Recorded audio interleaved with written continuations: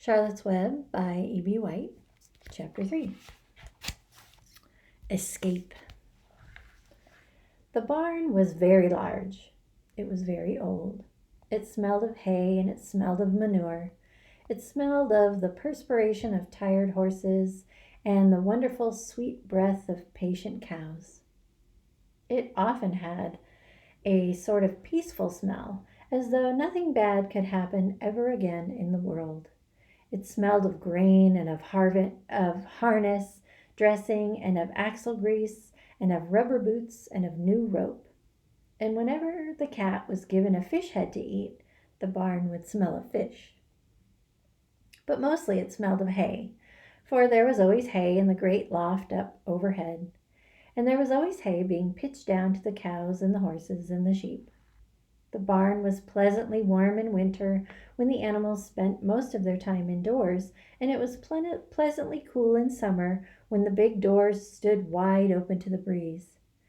The barn had stalls on the main floor for the work horses, tie-ups on the main floor for the cows, a sheepfold down below for the sheep, and a pig pen down below for Wilbur.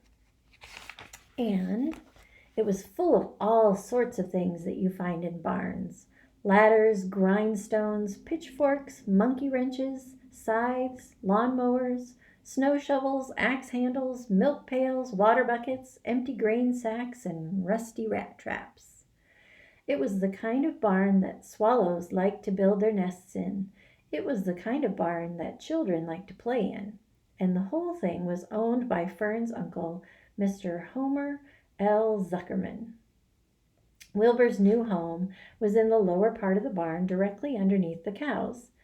Mr. Zuckerman knew that the manure pile is a good place to keep a young pig. Pigs need warmth, and it was warm and comfortable down there in the barn cellar on the south side. Fern came almost every day to visit him. She found an old milking stool that had been discarded, and she placed the stool in the sheepfold next to Wilbur's pen. Here she sat quietly during the long afternoons, thinking and listening and watching Wilbur.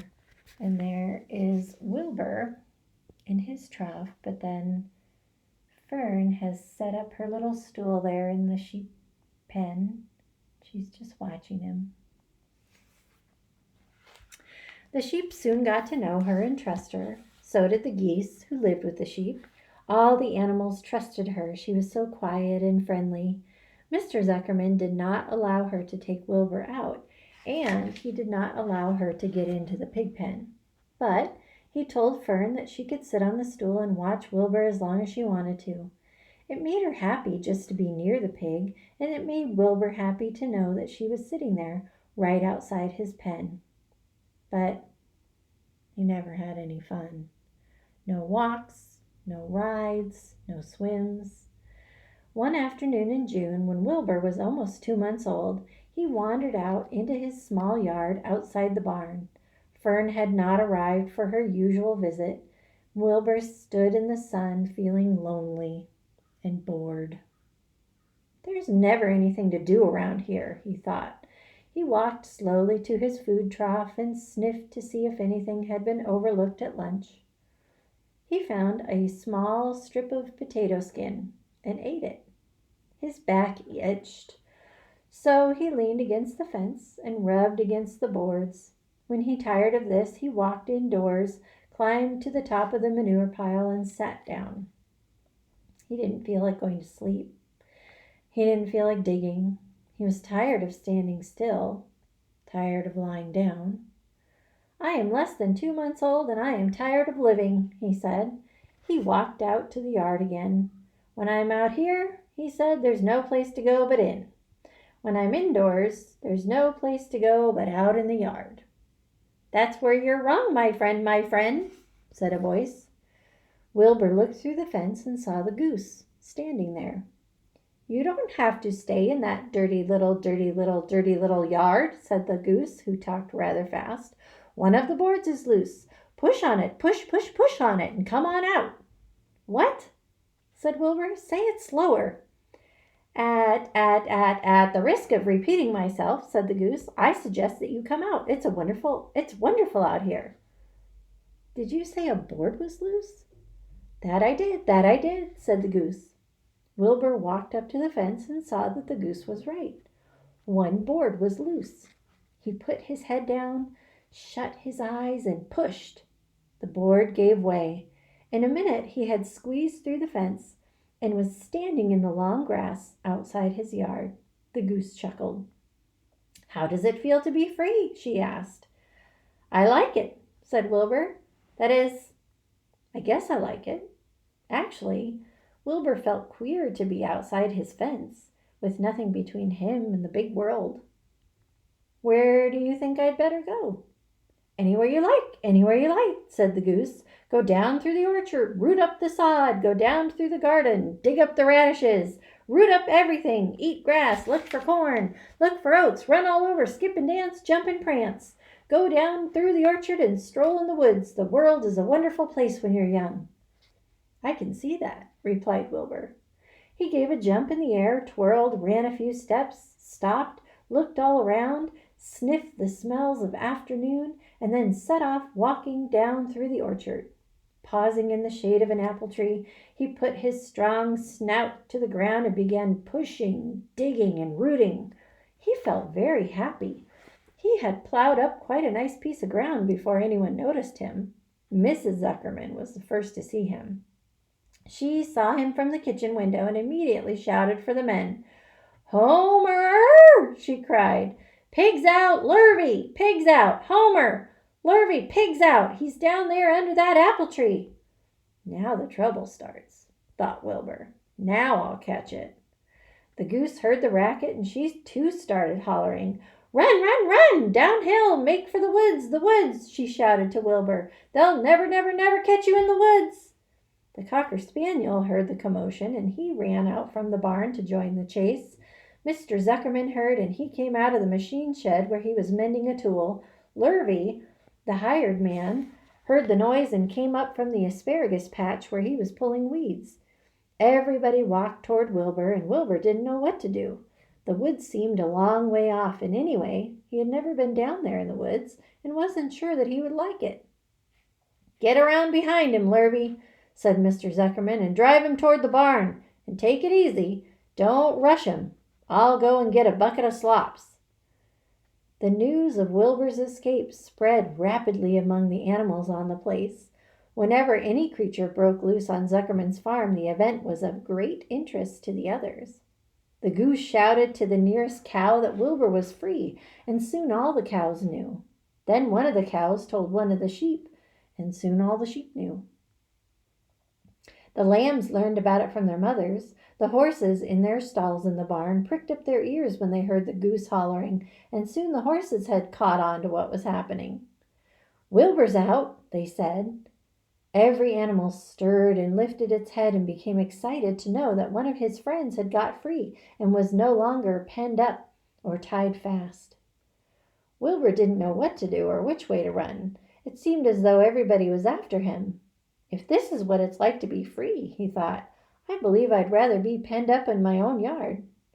The Cocker Spaniel was sneaking up on him from one side. Lurvy, the hired man, was sneaking up on him from the other side. Mrs. Zuckerman stood ready to head him off if he started for the garden, and now Mr. Zuckerman was coming down toward him carrying a pail. "This is really awful," thought Wilbur. "Why doesn't Fern come?" He began to cry. The goose took command and began to give orders. "Don't just stand there, Wilbur. Dodge about, cried the goose. "Skip around, run toward me, slip in and out, in and out, in and out, make for the woods, twist and turn." The Cocker Spaniel sprang for Wilbur's hind leg. Wilbur jumped and ran. Lurvy reached out and grabbed. Mrs. Zuckerman screamed at Lurvy. The goose cheered for Wilbur. Wilbur dodged between Lurvy's legs. Lurvy missed Wilbur and grabbed the spaniel instead. Nicely done, cried the goose. Try it again. "Run downhill," suggested the cows. "Run toward me," yelled the gander. "Run uphill," cried the sheep. "Turn and twist," honked the goose. "Jump and dance," said the rooster. And there are the Zuckermans coming down the hill, and there is all the commotion with Lurvy. and Wilbur and the Cocker Spaniel.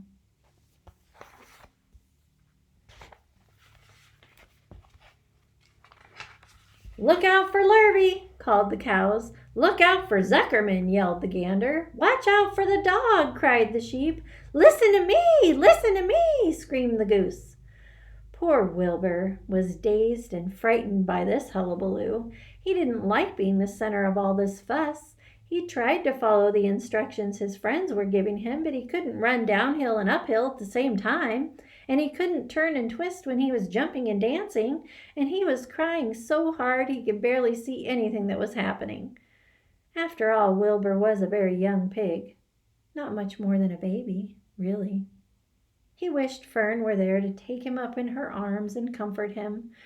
When he looked up and saw Mr. Zuckerman standing quite close to him, holding a pail of warm slops, he felt relieved. He lifted his nose and sniffed. The smell was delicious. Warm milk, potato skins, wheat middlings, Kellogg's cornflakes, and a popover left from the Zuckerman's breakfast. "Come, pig," said Mr. Zuckerman, tapping the pail. "Come, pig." Wilbur took a step toward the pail. "No, no, no," said the goose. "It's the old pail trick, Wilbur. Don't fall for it. Don't fall for it. He's trying to lure you back into captivity-ivity. He's appealing to your stomach." Wilbur didn't care. The food smelled appetizing. He took another step toward the pail. "Pig, pig," said Mr. Zuckerman in a kind voice, and began walking slowly toward the barnyard, looking all about him innocently, as if he didn't know that a little white pig was following along behind him. "You'll be sorry, sorry, sorry," called the goose. Wilbur didn't care. He kept walking toward the pail of slops. "You'll miss your freedom," honked the goose. "An hour of freedom is worth a barrel of slops." Wilbur didn't care. When Mr. Zuckerman reached the pig pen, he climbed over the fence and poured the slops into the trough. Then he pulled the loose board away from the fence so there was a wide hole for Wilbur to walk through. "Reconsider! Reconsider!" cried the goose. Wilbur paid no attention. He stepped through the fence into his yard. He walked to the trough and took a long drink of slops, sucking in the milk hungrily and chewing the popover. It was good to be home again. While Wilbur ate, Lurvy fetched a hammer and some 8-penny nails and nailed the board in place. Then he and Mr. Zuckerman leaned lazily on the fence, and Mr. Zuckerman scratched Wilbur's back with a stick. "He's quite a pig," said Lurvy. "Yes, he'll make a good pig," said Mr. Zuckerman. Wilbur heard the words of praise. He felt the warm milk inside his stomach. He felt the pleasant rubbing of the stick along his itchy back. He felt peaceful and happy and sleepy. This had been a tiring afternoon. It was still only about 4 o'clock, but Wilbur was ready for bed. "I am really too young to go out into the world alone," he thought as he lay down.